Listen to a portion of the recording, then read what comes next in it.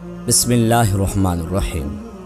আপনার ভাগ্যের নক্ষত্রটি যখন উজ্জ্বল হয়ে উঠল, এটি আপনাকে সুদূর আবিসিনিয়া থেকে হিজাজের প্রান্তরে নিয়ে আসে। এই একাকিত্ব জনশূন্য গড় আপনার জন্য হাজার স্বাধীনতার চেয়ে উত্তম। আপনার দাসত্ব এক মুহূর্তের জন্যও আপনি ছাড়তে পারেননি। কারো ভালোবাসায় আপনি প্রফুল্লভাবে সহ্য করেছেন সব যন্ত্রণা। প্রেমে যে কষ্ট হয় তা কোনো কষ্ট নয়। যন্ত্রণা না থাকলে প্রেমে আনন্দ নেই। তিনি ছিলেন একজন ক্রীতদাসের ছেলে, কিন্তু ইসলাম তাকে করেছে তাদের নেতা, যারা বিশ্ব শাসন করেছে। কে ছিলেন সেই মহান ব্যক্তি যিনি দাসত্ব থেকে নেতৃত্বের দিকে যাত্রা করেছিলেন? যিনি একজন ক্রীতদাস, এমনকি ক্রীতদাসের সন্তান হওয়া সত্ত্বেও বড় বড় নেতারা তার হাত চুম্বন করতেন। সেই মহান ব্যক্তি আর কেউ ছিলেন না, তিনি ছিলেন বিলালে হাবশী রাদিয়াল্লাহু তাআলা আনহু, যার সম্পর্কে আল্লাহর রাসূল সাল্লাল্লাহু আলাইহি ওয়াসাল্লাম নিজেই বলেছেন, বিলাল কতই না ভালো মানুষ। তিনি সকল মুয়াজ্জিনদের নেতা। হযরতে বিলাল রাদিয়াল্লাহু তাআলা আনহুর পুরো নাম ছিল বিলাল ইবনে রাবাহ আল হাবাশী। তার পিতা রাবাহ ছিলেন আবিসিনিয়ার বাসিন্দা। আবিসিনিয়া আরবের পশ্চিমে অবস্থিত একটি আফ্রিকান দেশ, যেখানে মানুষের গায়ের রং সাধারণত কালো হয়। তাই বিলাল রাদিয়াল্লাহু তাআলা আনহুর রং ছিল কালো। বিলাল রাদিয়াল্লাহু তাআলা আনহুর পিতামাতা মক্কায় আসেন এবং জাহিলি যুগে এখানেই থেকে যান। বিলাল রাদিয়াল্লাহু তাআলা আনহুর পিতামাতা আবিসিনিয়ায় ক্রীতদাসদের মধ্য থেকে ছিলেন। তাই বিলাল রাদিয়াল্লাহু তাআলা আনহু মক্কার একটি গোত্র বনি জামাহ এর ক্রীতদাস হিসেবে জন্মগ্রহণ করেন। হযরতে বিলাল রাদিয়াল্লাহু তাআলা আনহু ছিলেন উমাইয়া ইবনে খলফের দাস এবং তিনি ছাগল চড়াতেন। যথারীতি একদিন তিনি যখন ছাগল চড়াচ্ছিলেন, তখন একটি আওয়াজ শুনতে পান। এটি ছিল নবী করিম সাল্লাল্লাহু আলাইহি ওয়াসাল্লামের আওয়াজ। তার ভ্রমণ সঙ্গীদের একজন ছিলেন হযরতে আবু বকর সিদ্দিক রাদিয়াল্লাহু তাআলা আনহু। তারা উভয়ই হেরা গুহায় উপস্থিত ছিলেন। বিলাল রাদিয়াল্লাহু তাআলা আনহু আওয়াজ শুনে তাদের কাছে আসেন। রাসূলুল্লাহ সাল্লাল্লাহু আলাইহি ওয়াসাল্লাম বললেন, তোমার অনুমতি থাকলে দেখতে পারো, তোমার ছাগলের কাছে হয়তো দুধ পাবে। বিলাল রাদিয়াল্লাহু তাআলা আনহু হুজুর পাক সাল্লাল্লাহু আলাইহি ওয়াসাল্লামকে বললেন, হুজুর, আমার কোনো ছাগল দুধ দিচ্ছে না। আপনার ইচ্ছা পূরণ করতে না পারার জন্য আমি ক্ষমা প্রার্থী। মহানবী সাল্লাল্লাহু আলাইহি ওয়াসাল্লাম বললেন, তোমার কাজ হলো অনুমতি দেওয়া এবং ছাগলের স্তন দুধে পূর্ণ করা আল্লাহ তাবারক ওয়া তাআলার কাজ। বিলাল রাদিয়াল্লাহু তাআলা আনহু বললেন, আমার কোনো আপত্তি নেই, আপনি দেখতে পারেন। অতঃপর হযরতে বিলাল রাদিয়াল্লাহু তাআলা আনহু যখন ছাগলটিকে রাসূল সাল্লাল্লাহু আলাইহি ওয়াসাল্লামের খেদমতে পেশ করলেন, তখন রাসূল করিম সাল্লাল্লাহু আলাইহি ওয়াসাল্লাম আল্লাহর নামে বকরির স্তন স্পর্শ করলেন। তখন ছাগলের স্তন থেকে দুধ প্রবাহিত হলো। সুবহানাল্লাহ। এই ঘটনার পর বিলাল রাদিয়াল্লাহু তাআলা আনহু তার আপন হয়ে ওঠেন। একদিন রাসূল করিম সাল্লাল্লাহু আলাইহি ওয়াসাল্লাম বিলাল রাদিয়াল্লাহু তাআলা আনহুকে বললেন, হে বিলাল, আমি আল্লাহর রাসূল এবং আল্লাহ তাবারক ওয়া তাআলা এক এবং তার কোনো শরীক নেই। প্রিয় বন্ধু, বিলাল রাদিয়াল্লাহু তাআলা আনহু সম্পর্কে আপনার কি ধারণা? যিনি ইতিমধ্যেই নবী করিম সাল্লাল্লাহু আলাইহি ওয়াসাল্লামকে নিজের হৃদয় দিয়ে দিয়েছিলেন। তিনি একথা শোনার সাথে সাথেই বলে উঠলেন, লা ইলাহা ইল্লাল্লাহ মুহাম্মাদুর রাসূলুল্লাহ, অর্থাৎ আল্লাহ ছাড়া কোনো মাবুদ নেই এবং মুহাম্মদ সাল্লাল্লাহু আলাইহি ওয়াসাল্লাম আল্লাহর রাসূল। সেদিন থেকে বিলাল রাদিয়াল্লাহু তাআলা আনহু মহানবী সাল্লাল্লাহু আলাইহি ওয়াসাল্লামের ভালোবাসায় বিমোহিত হন এবং এই সম্পর্ক তার শেষ নিঃশ্বাস পর্যন্ত বাকি ছিল। বিলাল হাবশী রাদিয়াল্লাহু তাআলা আনহু হলেন প্রথম ক্রীতদাস যিনি মক্কায় তার ইসলাম প্রকাশ করেছিলেন। ইসলাম গ্রহণের জন্য তাকে চরম নির্যাতন সহ্য করতে হয়েছে, যেহেতু তিনি উমাইয়া ইবনে খলফের ক্রীতদাস ছিলেন, যে একজন কঠোর প্রকৃতির এবং ইসলামের শত্রু ছিল। যখন সে জানতে পারল যে বিলাল রাদিয়াল্লাহু তাআলা আনহু ইসলাম গ্রহণ করেছেন, তখন সে অত্যন্ত রাগান্বিত হয়ে বিলাল রাদিয়াল্লাহু তাআলা আনহুকে তার কাছে ডেকে বললেন যে, আমাকে বলা হয়েছে যে তুমি লাত, মানাত ও উজ্জা থেকে মুখ ফিরিয়ে নিয়েছ এবং এক দেবতার ইবাদত করছো। এটা কি সত্য? বিলাল আল হাবশী রাদিয়াল্লাহু তাআলা আনহুর সাথে সাথে উত্তর দিলেন, আমি মুহাম্মদ সাল্লাল্লাহু আলাইহি ওয়াসাল্লামের ধর্মে বিশ্বাস করি এবং আমি আল্লাহকে সত্য খোদা হিসেবে বিশ্বাস করি, যিনি আমার উস্তাদ ও শিক্ষক মুহাম্মদ সাল্লাল্লাহু আলাইহি ওয়াসাল্লামকে সত্য সহ প্রেরণ করেছেন। সুতরাং উমাইয়া বিন খালফ বিলাল রাদিয়াল্লাহু তাআলা আনহুর এই সাহসী উত্তর শুনে তার শরীরের মাথা থেকে পা পর্যন্ত আগুন জ্বলে ওঠে। কৃতদাস হয়ে সে এত নির্লজ্জভাবে উত্তর দিল।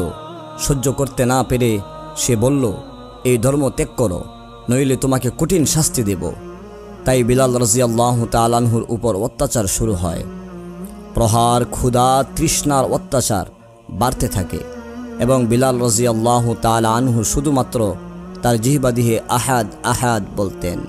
উমাইয়া বিন খালফ তাকে অত্যাচার করতেন এবং বিলাল রাদিয়াল্লাহু তাআলা আনহুকে বলতেন, তুমি বলো আমি লাত ও উজ্জার বিশ্বাসী। বিলাল রাদিয়াল্লাহু তাআলা আনহু বলতেন, আমি লাত ও মানাতকে বিরক্ত। অত্যাচার বাড়ছিল এবং বিলাল হাবশী রাদিয়াল্লাহু তাআলা আনহু নিপীড়ন ও অত্যাচারের শিকার হচ্ছিলেন। কিছুক্ষণ পর পর তার জিভ থেকে আহাদ আহাদ শব্দ উচ্চারিত হচ্ছিল। আরবের যে দেশটি তার উত্তাপের জন্য বিখ্যাত ছিল, উমাইয়া বিন খালফ বিলাল রাদিয়াল্লাহু তাআলা আনহুকে সেই উত্তাপ মাটিতে শুইয়ে দিতেন। এই প্রচণ্ড গরমে তার বুকে একটা ভারী পাথর বসিয়ে দিতেন, তাকে জ্বলন্ত কয়লার উপর শুইয়ে দিত এবং তার শরীরের চর্বি গলে কয়লাগুলো নিভে যেত। কিন্তু তার বরকতময় জিহ্বা থেকে আহাদ আহাদ ছাড়া আর কিছুই বের হতো না। উমাইয়া তাকে বলতো, মুহাম্মাদের আল্লাহ থেকে দূরে সরে যাও। কিন্তু দুনিয়ার কোনো কঠিন শাস্তি দিয়ে তার বুক থেকে ইসলাম ও মহানবী সাল্লাল্লাহু আলাইহি ওয়াসাল্লামের ভালোবাসা মুছে ফেলা যায়নি। তার বুকে নবী প্রেমের প্রকৃত প্রদীপ জ্বলছিল। উমাইয়া রাগান্বিত হয়ে তার গলায় রশি পরিয়ে দেয় এবং তাদের দুষ্ট ছেলেদের হাতে তুলে দেয়। সেই হতভাগা ছেলেগুলো তাকে মক্কার উপত্যকায় টেনে নিয়ে যেত এবং তারা বালির উত্তপ্ত কয়লার উপর তার মুখ রেখে দিত এবং তার উপরে বড় বড় পাথর বসিয়ে দিত। এই নিপীড়নের চক্র দীর্ঘকাল চলতে থাকে। হযরতে আবু বকর সিদ্দিক রাদিয়াল্লাহু তাআলা আনহু প্রতিদিন এই দৃশ্য দেখতেন এবং অনুতপ্ত হতেন। শেষ পর্যন্ত তিনি তাদের থেকে মুক্তি পাননি। তাই তিনি উমাইয়ার কাছে গেলেন এবং তাকে বললেন, এই বিদেশি ও গরিব দাসকে এত অত্যাচার করো না। সে যদি এক আল্লাহ তাবারাক ওয়া তাআলার ইবাদত করে তাতে তোমার ক্ষতি কি? আর তুমি যদি তার প্রতি দয়া দেখাও তাহলে সেই দয়া পরকালে তোমার কাজে লাগবে। তখন উমাইয়া অবজ্ঞা ভরে বলল, তোমার পরকালের কাল্পনিক দিনকে আমি বিশ্বাস করি না। আমার মনে যা আসে আমি তাই করব। আবু বকর সিদ্দিক রাদিয়াল্লাহু তাআলা আনহু ধৈর্য ধরে তাকে বুঝিয়ে বললেন, তুমি ক্ষমতাবান, এই জোরপূর্বক কৃতদাসের উপর অত্যাচার করা তোমার জন্য ঠিক নয়। উমাইয়া উত্তরে বলল, তুমি যদি এই কালো দাসের প্রতি এতই সহানুভূতিশীল হয়ে থাকো তাহলে তাকে কেন কিনে নাও না? তাই হযরতে আবু বকর সিদ্দিক রাদিয়াল্লাহু তাআলা আনহু এতে সম্মত হন এবং তার কাছ থেকে হযরতে বিলাল হাবশী রাদিয়াল্লাহু তাআলা আনহুকে খরিদ করে তাকে মুক্ত করে দেন। আবু বকর সিদ্দিক রাদিয়াল্লাহু তাআলা আনহু ঘোষণা করলেন যে বিলাল এখন থেকে স্বাধীন এবং তিনি দুনিয়া ও আখিরাতে আমার ভাই। হযরতে বিলাল রাদিয়াল্লাহু তাআলা আনহুর এই মুক্তির সংবাদ পেয়ে মহানবী সাল্লাল্লাহু আলাইহি ওয়াসাল্লাম খুবই খুশি হন এবং আবু বকর রাদিয়াল্লাহু তাআলা আনহুকে এই মুক্তিপণে তাকে অন্তর্ভুক্ত করতে বলেন। তখন আবু বকর সিদ্দিক রাদিয়াল্লাহু তাআলা আনহু বললেন, হে আল্লাহর রাসূল, আমি বিলালকে মুক্ত করে দিয়েছি। বিলাল তার বেশিরভাগ সময় নবী করিম সাল্লাল্লাহু আলাইহি ওয়াসাল্লামের দরবারে কাটাতেন এবং তিনি তার কাছ থেকে পবিত্র কোরআন শিক্ষা গ্রহণ করতেন, জ্ঞানের বাণী শিখতেন এবং যথাসম্ভব দিন প্রচারের চেষ্টা করতেন। হিজরতের আদেশ এলে বিলাল রাদিয়াল্লাহু তাআলা আনহুও হিজরত করেন এবং মক্কা থেকে মদিনায় পৌঁছান। মদিনায় যখন মসজিদুল হারাম নির্মিত হয়, বিলাল রাদিয়াল্লাহু তাআলা আনহু সর্বপ্রথম নামাজের আযান দেন, আল্লাহু আকবার আল্লাহু আকবার, এবং এই ইসলামের প্রথম মুয়াজ্জিন হওয়ার গৌরব লাভ করেন। বিলাল রাদিয়াল্লাহু তাআলা আনহুর কণ্ঠ ছিল অত্যন্ত উচ্চ এবং মোহনীয়। তার আওয়াজ তাওহীদের অনুসারীদের কাছে পৌঁছালে মানুষ তাদের ব্যবসা বাণিজ্য ও সন্তান সন্ততি ছেড়ে চলে আসত মসজিদে। মক্কা বিজয়ের দিন নবী করিম সাল্লাল্লাহু আলাইহি ওয়াসাল্লাম হযরতে বিলাল রাদিয়াল্লাহু তাআলা আনহুকে কাবার ছাদে দাঁড়িয়ে আজান দিতে বলেন। তখন বিলাল রাদিয়াল্লাহু তাআলা আনহু জিজ্ঞেস করলেন, হে আল্লাহর রাসূল, কোন দিকে আমার মুখ হওয়া উচিত? হুজুর পাক সাল্লাল্লাহু আলাইহি ওয়াসাল্লাম বললেন, আমি যেদিকে যাব তুমিও সেদিকেই ঘুরবে। ফলে বিলাল রাদিয়াল্লাহু তাআলা আনহু কাবার ছাদে দাঁড়িয়ে নামাজের আজান শেষ করলেন। রাসূল করিম সাল্লাল্লাহু আলাইহি ওয়াসাল্লামের ইন্তেকালের পর তিনি বলতেন, মদিনায় আমার আর হৃদয় লাগছে না। তাই তিনি সিরিয়ার হালাবে চলে যান। বিলাল রাদিয়াল্লাহু তাআলা আনহু এক রাতে স্বপ্নে নবী করিম সাল্লাল্লাহু আলাইহি ওয়াসাল্লামকে দেখলেন, যে নবী করিম সাল্লাল্লাহু আলাইহি ওয়াসাল্লাম তাকে বললেন যে, বিলাল, এটা কী ধরনের উদাসীনতা?